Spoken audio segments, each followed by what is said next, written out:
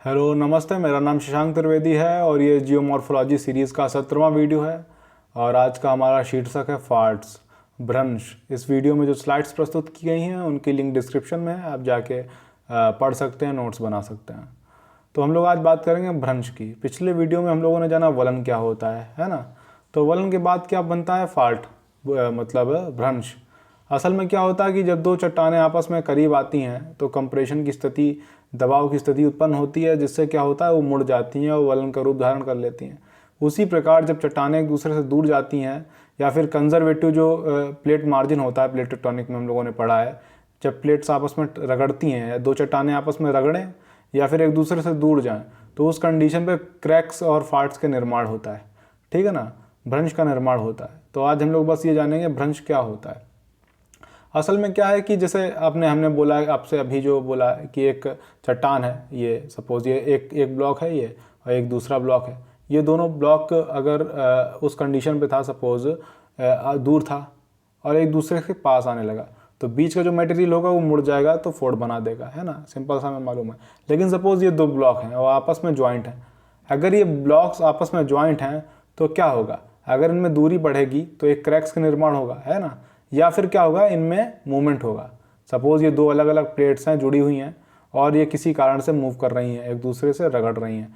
या तो कैसा होगा, या तो ऐसे मूवमेंट होगा या ऐसे मूवमेंट होगा, है ना, या फिर ऐसे से मूवमेंट होगा। ये दो चार प्रकार के मूवमेंट होंगे जो जिसे हम लोग बोलते हैं फॉल्ट। ठीक है ना। और जो ये लाइन होती है, जो जिस सारे मूवमेंट होता है, उस लाइन को बोलते हैं फॉल्ट लाइन। और लाइन को अगर हम लोग एक प्लेन मान लें, काल्पनिक तल मान लें, तो उसे बोलते हैं फॉल्ट प्लेन।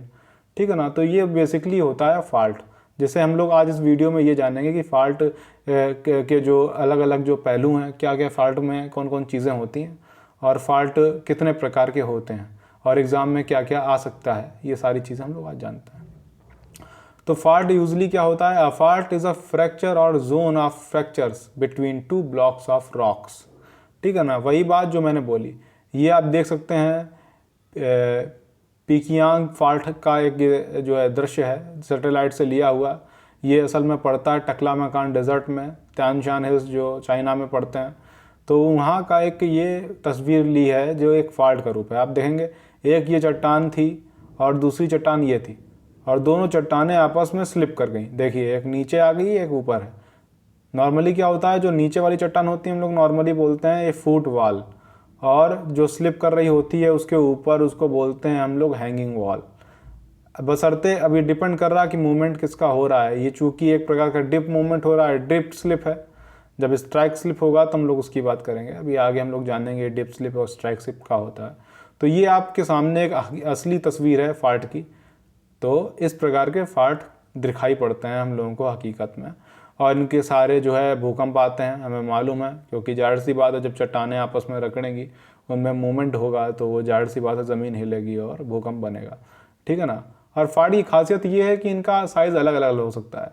अब इस साइज़ के फाड़ भी मिल सकते हैं, कुछ सेंटीमीटर मिलीमीटर के भी फाट मिल सकते हैं, जिन्हें हम लोग माइक्रोस्कोप से हमें देखना पड़ेगा। कई बार इतने छोटे हो सकते हैं और कई बार सैकड़ों किलोमीटर लंबे हो सकते हैं। आप प्लेट बाउंड्री देख सकते हैं, लंबी लंबी कितनी लंबी होती है। मिड ओशनिक रिज एक टाइप का फॉल्ट है ना, कितना लंबा है, हज़ारों किलोमीटर लंबा एक फॉल्ट है। तो ये इस टाइप के फॉल्ट होते हैं जो है हम लोग जो समझ रहे हैं।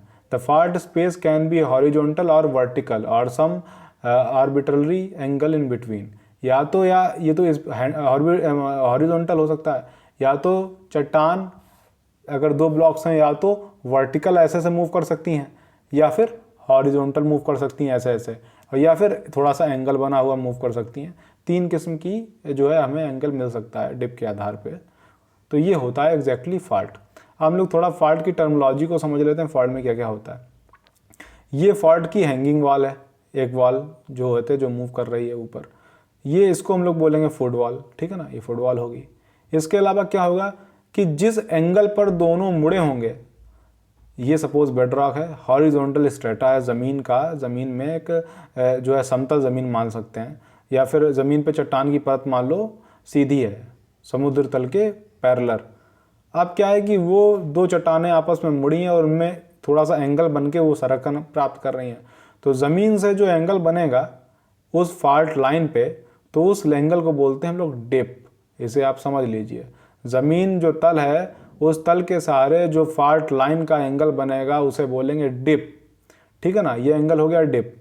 और जब दो ब्लॉक स्लाइड करेंगे, तो जब स्लाइड करेंगे तो सपोज नीचे से, सपोज जैसे हमने डिप की बात बोली, नीचे तल से लेके ऊपर का जो एंगल है वो डिप कहलाएगा। लेकिन दो ब्लॉक का जो पैरेलल हिस्सा होगा, सपोज ये ब्लॉक है तो ये ब्लॉक ऐसे झुका हुआ है, तो इस ब्लॉक का जो ये एंगल बन रहा है ये वाला, ये तो डिप कहलाएगा। और जो ये ब्लॉक ऐसे झुका है और झुका होने के बाद जो ये मूवमेंट हो रहा है, तो इस मूवमेंट में जो ये लाइन बनी है इस अंगूठे के बीच में, इसको हम लोग बोलेंगे स्ट्राइक। ये है स्ट्राइक। स्ट्राइक हमें जो है एक टाइप का जो है पैरेलल मूवमेंट को जो है बोलने की कोशिश करती है कि वो एक दूसरे के सहारे ऐसे रगड़ रहे हैं ब्लॉक, ठीक है ना, ये स्ट्राइक कही जाएगी। और जब मूवमेंट इस प्रकार का होगा तो डिप स्लिप कहा जाएगा, ठीक है ना। तो ये होता है स्ट्राइक और डिप, ठीक है ना। और हैंगिंग वॉल हम लोग समझ चुके हैं, और इसके अलावा हम लोग जान चुके हैं फुट वॉल। थोड़ा सा और आगे बढ़ते हैं, इसके अंदर और घुसते हैं। सपोज ये एक ऑब्लिक फाल्ट हमें दिखाई पड़ रहा है, अभी हम जानेंगे ऑब्लिक फाल्ट क्या होता है। तो क्या है कि आप देखेंगे कि ऊपर से ये हैंगिंग वॉल थी, ये सड़क के नीचे आ गई, इसमें ऊपर जुड़ी होगी, ये सड़क के नीचे आ गई ब्लॉक, ठीक है ना, ये ब्लॉक आ गया नीचे, ये हैंगिंग वॉल थी, ठीक है ना। तो ये जिस एंगल के सहारे आई है नीचे, उस एंगल को, मतलब ये सपोज ये तो डिप होगा इसका, आप जो ग्रीन कलर की एरो देख रहे हैं ये ज़मीन के सहारे कोण बनाएगा, तो उसे हम लोग बोलेंगे डिप, है ना। तो डिप और डिप के सहारे जो एंगल बनेगा उस ब्लॉक का, जिस ब्लॉक जितनी दूरी पे वो ब्लॉक सरक गया है, उसे हम लोग बोलते हैं रेक, ठीक है ना। इस एंगल को बोलेंगे रेक। क्वेश्चन आते हैं एग्जाम में, नेट के पेपर में तो बहुत आते हैं, इसीलिए इसको बहुत गहराई से जानना हमें थोड़ा सा ज़रूरी है। इससे हम लोग 2-4 नंबर तो अपने क्लियर कर ही सकते हैं। इसके अलावा क्या होता है कि अब आता है स्लिप की बात करते हैं हम लोग। स्लिप क्या होता है, तो इसमें क्या है कि ये ब्लॉक स्लिप कर रहा है, टेक्निकली फुट वॉल के ऊपर हैंगिंग वॉल स्लिप कर रही है ना। तो जब स्लिप करेगी तो एक होगा नेट स्लिप बोलते हैं। नेट स्लिप का मतलब होता है कि देखो दो टाइप का ये स्लिप कर रही है। पहली स्लिप ऊपर से नीचे आई और दूसरी स्लिप बी से इधर सरक के डी तक गई, है ना। तो दो टाइप का स्लिप है। एक स्लिप हुआ ऊपर से नीचे और दूसरा स्लिप हुआ दाएं बाएं। दो टाइप का स्लिप हो रहा है ना, देखिए दो टाइप का स्लिप हो रहा है। तो जो दोनों टाइप का मूवमेंट होगा, मतलब ऊपर से नीचे और लेफ्ट से राइट, दोनों मूवमेंट को का जो मेन जो मतलब उन जो फाइनल कंडीशन पे जो ब्लॉक पहुंच गया है जहां से सरक के, उस स्लिप को हम लोग बोलते हैं क्या, उस स्लिप को बोलते हैं नेट स्लिप, ठीक है ना, समझ गए, वो हो गया नेट स्लिप। अब आता है डिप स्लिप। डिप स्लिप मतलब होता है जब अगर हम लोग, अब चूंकि दो टाइप का स्लिप हुआ है, एक स्लिप हुआ है ऊपर से नीचे, एक हुआ है दाएं से बाएं, तो जो अब क्या नेट स्लिप मतलब ऊपर से नीचे दाएं से बाएं दोनों स्लिप को जोड़ के जो बनेगा वो होगा नेट स्लिप। लेकिन जो ऊपर से नीचे वाला स्लिप हुआ है उसको सिर्फ हम लोग बोलेंगे डिप स्लिप, और जो दाएं से बाएं सिर्फ स्लिप हुआ है उसको बोलेंगे स्ट्राइक स्लिप, ठीक है ना। इसमें कोई परेशानी बात नहीं है। अब आता है वर्टिकल थ्रो और हॉरिजॉन्टल थ्रो। वर्टिकल थ्रो का मतलब होता है कि सपोज ये ब्लॉक सड़क के पहुंच गया कहाँ पे, ये यहाँ पे डी बिंदु पे पहुंच गया सपोज, तो जो इसका जो है वर्टिकल थ्रो होगा, the vertical component of the net slip. अब जो नेट स्लिप थी उस नेट स्लिप का जो वर्टिकल कंपोनेंट होगा, असल में क्या है कि एक ट्रायंगल का निर्माण कर देगा, एक ट्रायंगल बन जाएगा ये नेट स्लिप का, और ये जो है आपकी स्ट्राइक, ये जो है आपका हो जाएगा क्या नाम है स्ट्राइक स्लिप का, और स्ट्राइक स्लिप के बाद उधर हो जाएगा वो डिप स्लिप का। तो ये 3 एंगल का निर्माण होगा, है ना। तो जो एक 3D डायग्राम अगर बनाएंगे तो जो उसका वर्टिकल मूवमेंट होगा नेट का, उसका नेट स्लिप का, उस वर्टिकल मूवमेंट को बोलते हैं हम लोग वर्टिकल थ्रो, और जो उसका हॉरिजॉन्टल मूवमेंट होगा उसको बोलेंगे हम लोग हॉरिजॉन्टल थ्रो, ठीक है ना। तो इसमें जो वर्टिकल मूवमेंट हो रहा है ब्लॉक का वो डी इंगित कर रहा है, तो उसे बोलेंगे हम लोग वर्टिकल थ्रो, और जो ई है वो इंगित कर रहा है हमें हॉरिजॉन्टल थ्रो का मूवमेंट का, तो हॉरिजॉन्टल थ्रो बोलेंगे, ठीक है ना। अब हॉरिजॉन्टल थ्रो, वर्टिकल थ्रो और क्या नाम है स्ट्राइक स्लिप, ये 3 एक टाइप का एंगल, एक त्रिकोण का निर्माण करेंगे। अब उस त्रिकोण में क्या होगा कि जो अगर हम लोग सी बिंदु से डी बिंदु की तरफ एक हॉरिजॉन खींचेंगे, उसे हम लोग बोलेंगे क्या, उसे हम लोग बोलेंगे हीव, ठीक है ना। इसे बोलेंगे स्ट्रेटिफाइड स्ट्रेटिग्राफिक हीव या फिर हीव, इसे हीव बोलते हैं एफ को, ठीक है ना। ये डायग्राम है, इसे आपको समझ लेना है, ABCDEF इन सबको, ठीक है ना। और ये रेक। अगर हम लोग इसकी आगे बात करें, जो वर्टिकल थ्रो की हम लोग बात कर रहे थे, D और इसकी C और D जो वर्टिकल E और F जो हम लोगों का था वर्टिकल थ्रो और हॉरिजॉन्टल थ्रो। D था वर्टिकल थ्रो और E था हॉरिजॉन्टल थ्रो। तो अगर हम लोग D और E की बात करें तो इस प्रकार का वर्टिकल और हॉरिजॉन्टल थ्रो बनेगा।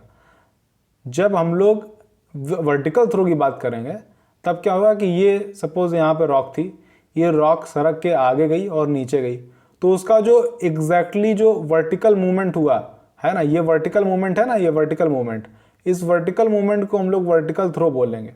लेकिन क्या है, जो स्ट्रैटिग्राफिक थ्रो होगा, मतलब ये सपोज यहाँ से मूवमेंट हुआ और मूवमेंट का जो आगे का हिस्सा है वो डायरेक्ट उस दिशा में जो पहुंचा है उसे हम लोग बोलेंगे स्ट्रैटिग्राफिक थ्रो, ठीक है ना। इसी को बोलते हैं हम लोग हीव। तो हीव को समझना पड़ेगा, ये हीव होता है और ये होता है वर्टिकल थ्रो। और हॉरिजॉन्टल हम लोग थ्रो समझ चुके हैं, है ना, जो नेट स्लिप है उसका जो हॉरिजॉन्टल डिस्प्लेसमेंट है। तो ये हो गया हम लोगों का जो है जानने के लिए उनके जो क्या क्या होता है, और इनसे क्वेश्चन कई बार बहुत बनते हैं। तो आपको ये डायग्राम डिस्क्रिप्शन में मिल जाएगा लिंक में, तो वहाँ पे जाके आप इसको रिवीजन कर सकते हैं, 2-4 बार समझने की और कोशिश कर सकते हैं। तो उससे क्या होगा कि आपको आइडिया लग जाएगा, क्वेश्चन में जब आएगा उसे सॉल्व कर लेंगे। अब आता है टाइप ऑफ फाल्ट्स। फाल्ट कितने टाइप के होते हैं? फाल्ट असल में 3 टाइप से डिवाइड किए गए हैं। उनकी जो डिप होता है उसके झुकाव के हिसाब पे, जो उनकी स्लिप होता है, स्लिप के हिसाब से किस प्रकार का वो स्लिप कर रहे हैं, स्लिप का एंगल क्या है, उस एंगल के हिसाब से फाल्ट को डिवाइड किया गया 3 भागों में। Strike slip. स्ट्राइक स्लिप का मतलब होता है जब फाल्ट एक दूसरे के पैरेलल मूव करें, ठीक है ना, इस प्रकार का मूवमेंट होगा, है ना, इस प्रकार का मूवमेंट होगा, वो होगा स्ट्राइक स्लिप। और जब ऊपर नीचे मूवमेंट करते हैं तो उसको हम लोग बोलते हैं डिप स्लिप, ठीक है ना, इतना याद रखना है। और एक होता है ऑब्लिक स्लिप। जब आपको स्ट्राइक स्लिप और डिप स्लिप दोनों टाइप का मूवमेंट आपको दिखाई पड़े तो उसको बोलते हैं ऑब्लिक स्लिप, जिसका उदाहरण आपके सामने ऑब्लिक स्लिप का ये प्रस्तुत है। तो अगर हम लोग आगे बात करें फोटो की, इन्हें समझने की, तो स्ट्राइक स्लिप में हम क्या देख रहे हैं, 2 ब्लॉक थे और दोनों ब्लॉक आपस में रगड़ रहे हैं, दाएं बाएं मूव कर रहे हैं, देख रहे हैं ना। अब ये भी मूवमेंट 2 टाइप का होगा, एक तो क्लॉकवाइज होगा या फिर एंटी क्लॉकवाइज होगा। तो जब क्लॉकवाइज मूवमेंट होगा तो क्लॉकवाइज मूवमेंट को हम लोग बोलते हैं dextral movement, dextral strike slip. और जब मूवमेंट एंटी क्लॉकवाइज होता है तो उसे बोलते हैं सिनिस्ट्रल स्ट्राइक स्लिप। अक्सर क्वेश्चन एक आता रहता है एग्जाम में कि जो सैंड्रियाज फॉल्ट है वो जो भ्रंश है वो किस प्रकार का भ्रंश है, तो उसका उदाहरण, उसका जो आंसर है वो है डेक्स्ट्रल मूवमेंट। वो असल में क्लॉकवाइज मूवमेंट कर रहा है, तो वो क्लॉकवाइज मूवमेंट उसमें नहीं लिखा होता, उसमें लिखा होता है डेक्स्ट्रल स्ट्राइक स्लिप और dextral movement conservative fault, conservative margin, plate margin. तो आंसर होगा यही डेक्स्ट्रल मूवमेंट, क्योंकि वो क्लॉकवाइज मूवमेंट कर रहा है। तो इसे सिनेस्ट्रल और डेक्स्ट्रल को मैं समझना पड़ेगा, क्लॉक और एंटी क्लॉकवाइज के हिसाब से, क्योंकि एग्जाम में आ जाते हैं। अब हम लोग बात करते हैं डिप के हिसाब से। अब ये हैंगिंग वॉल है, ठीक है ना। हैंगिंग वॉल में क्या होगा कि ये एक अब जो डिप स्लिप जो होगी वो भी 2 टाइप की होगी, या तो वो क्लॉकवाइज होगी या वो एंटी क्लॉकवाइज होगी। तो जो डिप फॉल्ट होगा, मतलब ऊपर नीचे मूवमेंट हो रहा है, अगर वो क्लॉकवाइज है तो उसे बोलेंगे नॉर्मल फॉल्ट, लेकिन अगर वो एंटी क्लॉकवाइज है तो उसे बोलेंगे हम लोग रिवर्स फॉल्ट, ठीक है ना। थ्रस्ट बोल देते हैं इसे, रिवर्स फॉल्ट को थ्रस्ट भी बोल देते हैं, क्योंकि अक्सर ये वलन पड़ने से फॉल्ट बनते हैं। जब फलन पड़ता है तो इतना कई बार थ्रस्ट पैदा हो जाता है, कई बार इतनी ज़्यादा मुड़ जाती हैं चट्टानें कि वो टूट जाती हैं, जिसे हम लोग थ्रस्ट बोलते हैं। और इसके बाद वो चट्टानें कहीं जाके चढ़ जाती हैं, उसे नापे बोलते हैं। ये सारी बातें हम लोग फोर्ड में पढ़ चुके हैं। तो ये हो गया अपना फॉल्ट, ठीक है ना, नॉर्मल डिप स्लिप फॉल्ट हो गया, और ये हो गया अपना जो है स्ट्राइक फॉल्ट, स्ट्राइक के हिसाब से स्ट्राइक स्लिप। और एक ये फोटो दी गई है, हम लोगों ने जाना है कि कई बार क्या होता है कि सपोज दो मतलब भुजाएं थी, मान लो एक ही भुजा थी कोई चट्टान की, 2 भुजाएं थी सब असल में एक ही चट्टान की, तो वो दोनों क्या मुड़ी, एक दूसरे से मुड़ने लगी और इतना ज़्यादा वलन पड़ गया कि वो टूट गई। भाई जब टूट जाएंगी तब क्या होगा, ऊपर वाली चट्टान नीचे वाली पे रगड़ने लगेगी, है ना, जैसे इसमें हुआ। पहले क्या था कि एक ही चट्टान होगी है, फिर वो चट्टान टूट गई, ऊपर वाली इतनी ज़्यादा मुड़ गई कि वो टूट गई, और मुड़ने के बाद वो जब टूट गई तो ऊपर वाली चट्टान जो हो गई वो हैंगिंग वॉल के रूप में और नीचे वाली फुटबॉल के रूप में आ गई। कैसे आ गई? वलन से, फोल्ड से बन गया ये फॉल्ट, ठीक है ना, फोल्ड से ये बन गया फॉल्ट, और ये ऊपर जाके सरकने लगी।